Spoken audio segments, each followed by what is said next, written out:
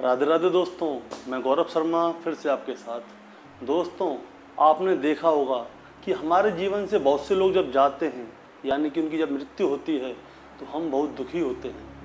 हम अपने साथ वाले लोगों को कोसने लगते हैं कि काश आप या डॉक्टर या कोई भी इनको बचा सकते थे।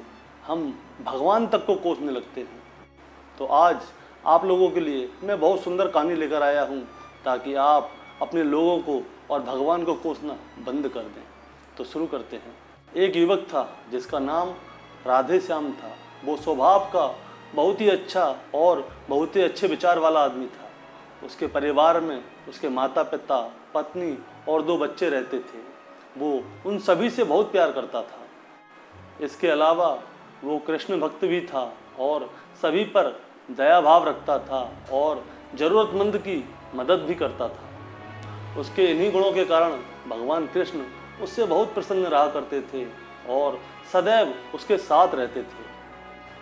राधे श्याम भगवान कृष्ण को देख सकता था, उनसे बातें करता था और उसने भगवान कृष्ण से कभी कुछ नहीं मांगा। वो हमेशा खुश रहा करता था, क्योंकि भगवान हमेशा उसके साथ जो रहा करते थे। वो भगवान कृष्ण को अपना मित्र माना करता था।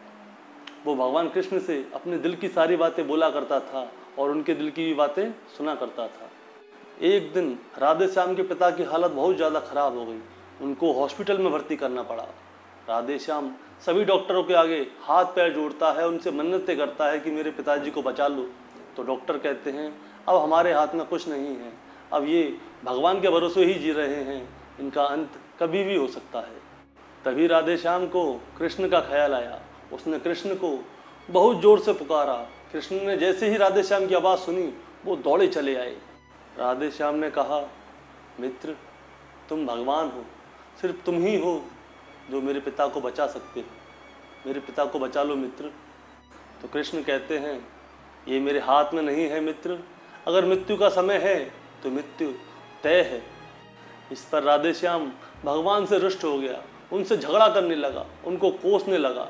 भगवान कृष्ण भी उसको समझाने की बहुत कोशिश कर रहे थे, लेकिन उसने भगवान कृष्ण की एक ना सुनी। अब भगवान भी क्या करें। उन्होंने कहा, ठीक है मित्र, मैं तुम्हारी मदद तो कर सकता हूँ, लेकिन उसके लिए तुम्हें एक कार्य करना होगा। राधे श्याम ने कहा, कार्य? कैसा कार्य मित्र? मैं सब कुछ कर सकता हूँ। तो कृष्ण कहते हैं, मित्र, तुम्हें एक मुट्ठी ज्वार लानी होगी, और ज्वार किसी ऐसे घर से लानी होगी जिसके परिवार में कभी कोई मरा ना हो। राधे श्याम झट से हाँ बोलता है और दौड़ पड़ता है। वो कईयों घरों पे जाता है। हर घर पे उसे ज्वार तो मिलता है, लेकिन कोई घर ऐसा नहीं मिला जहाँ पे किसी की मृत्यु ना हुई हो।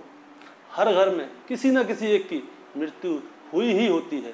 किसी का चाचा, किसी का दादा, किसी का नाना, किसी का फूफा, किसी का बेटा, किसी का पिता। हर घर में कोई ना कोई मरता ही है। 2 से 3 दिन भटकने के बाद राधे श्याम को एहसास होता है कि मृत्यु तो अटल सत्य है और इसका सामना हम सभी को करना पड़ता है। वो अपने गलत व्यवहार के लिए भगवान कृष्ण से माफ़ी मांगता है और निर्णय करता है कि जब तक उसके पिता जीवित हैं वो उनकी सेवा करेगा। थोड़े दिन बाद उसके पिताजी स्वर्ग सिधार जाते हैं, लेकिन भगवान कृष्ण की दी हुई सीख की वजह से वह अपने मन को शांत रखता है। तो दोस्तों, इसी प्रकार हमें इस बात को स्वीकार करना चाहिए कि मृत्यु तो एक अटल सत्य है और इसको नकारना मूर्खता है। दुख तो होता है, लेकिन उसमें फंस जाना गलत है, क्योंकि सिर्फ आप ही इस दुख से पीड़ित नहीं हैं, पूरा संसार, पूरी मानव जाति इस दुख से रूबरू होती है। ऐसे सच को स्वीकार कर आगे बढ़ना ही जीवन है। कई बार क्या होता है, कई बार ऐसा होता है कि हमारा कोई खास आदमी जो चला जाता है, हम उसके दुख में इतने दुखी हो जाते हैं कि हमारे सामने खड़ा हुआ जीवन और जीवित व्यक्ति हमें दिखाई ही नहीं देता।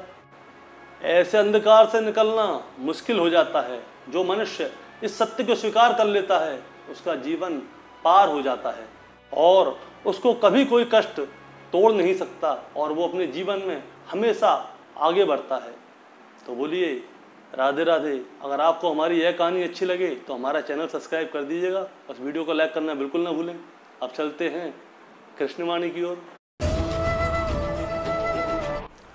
राधे राधे दोस्तों, मैं गौरव शर्मा फिर से आपके साथ। आज हम लोग श्रीमद् भागवत गीता के अध्याय नंबर 1 के श्लोक नंबर 40 को शुद्ध हिंदी में समझेंगे। तो शुरू करते हैं। जहाँ परिवार खत्म हो जाता है वहाँ कुछ नहीं बचता। कुल का नाश हो जाने का मतलब होता है कि सब कुछ खत्म हो गया।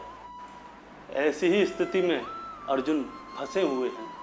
वो कहते हैं कुल के नाश से सनातन कुल धर्म नष्ट हो जाते हैं तथा धर्म का नाश होने पर संपूर्ण कुल में पाप भी बहुत फैल जाता है।